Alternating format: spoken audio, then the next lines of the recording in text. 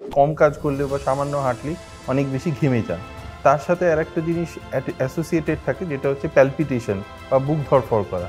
Basic টেস্টগুলোতে কিছু abnormality পান, কখনো কখনো আমাদের ক্ষেত্রে অ্যাঞ্জিওগ্রাফি বা টিএমটি ধরনের টেস্টও অ্যাডভাইস করা হয়ে থাকে।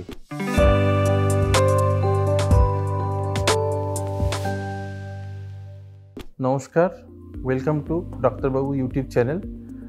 আমি ডক্টর শিবাজি ফৌজদার, জেনারেল ফিজিশিয়ান, এমডি মেডিসিন। আমি মোটামুটি নিউ টাউন এলাকায় প্র্যাকটিস করি এবং আমি অলসো দিশান হসপিটালের সাথে যুক্ত, জেনারেল মেডিসিনে অ্যাটাচমেন্ট। আজকের বিষয় হলো ঘাম বেশি হওয়া কি সমস্যার লক্ষণ। ঘাম আমাদের ক্ষেত্রে দেখা যায় যে আমাদের যে কোনো স্ট্রেস, ফিজিক্যাল বা মেন্টাল স্ট্রেসের একটা লক্ষণ হচ্ছে ঘাম। তো অনেকেই অল্প ফিজিক্যাল স্ট্রেসেই অনেকে বেশি ঘেমে যান, কেউ খাবার সময় অনেকে বেশি ঘাম হয়। কিন্তু এর সাথে সমস্যার লক্ষণ বলতে কার্ডিয়াক ডিসফাংশনের সাথে দেখা যায় যে কিছু লোক কম কাজ করলে বা সামান্য হাঁটলেই অনেক বেশি ঘেমে যান। তার সাথে আরেকটা জিনিস অ্যাসোসিয়েটেড থাকে, যেটা হচ্ছে প্যালপিটেশন বা বুক ধড়ফড় করা।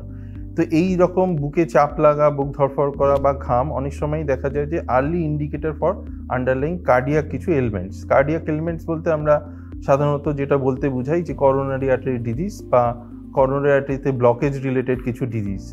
তো সেক্ষেত্রে এই ধরনের যদি ইন্ডিকেশন আমরা পাই যে অল্প কাজ করলেই আমরা ঘেমে যাচ্ছি, বেসিকভাবে আমাদের কয়েকটা টেস্ট করে নেওয়া উচিত। ডাক্তারবাবুর কাছে গিয়ে ব্লাড প্রেশার চেক, তার সাথে লিপিড প্রোফাইল অথবা ডায়াবেটিসের চেক, সাথে আমাদের ইসিজি, ইকো, এবং কখনো কখনো ডাক্তারবাবুরা যদি এই বেসিক টেস্টগুলোতে কিছু অ্যাবনর্মালিটি পান, কখনো কখনো আমাদের ক্ষেত্রে অ্যাঞ্জিওগ্রাফি বা টিএমটি ধরনের টেস্টও অ্যাডভাইস করা হয়ে থাকে।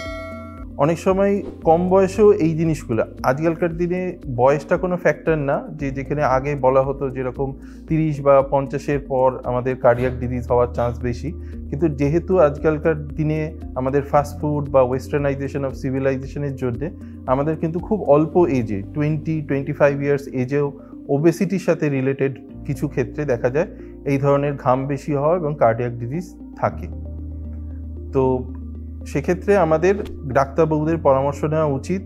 ওবেসিটি বলতে আমাদের এখানে বডি মাস ইন্ডেক্সটা আমরা ইন্ডিকেট করি, সেটা যদি কখনো 25 বা 30-এর বেশি থাকে তাহলে কিন্তু সেটা ওবেসিটি বা ওভারওয়েটের লক্ষণ, এবং তার জন্যে স্পেশালি বডি ওয়েট রিডাকশনের দরকার পড়ে। এই ধরনের আরও ইনফরমেটিভ ভিডিও পেতে আপনারা ডাক্তারবাবু ইউটিউব চ্যানেল সাবস্ক্রাইব করবেন। নমস্কার।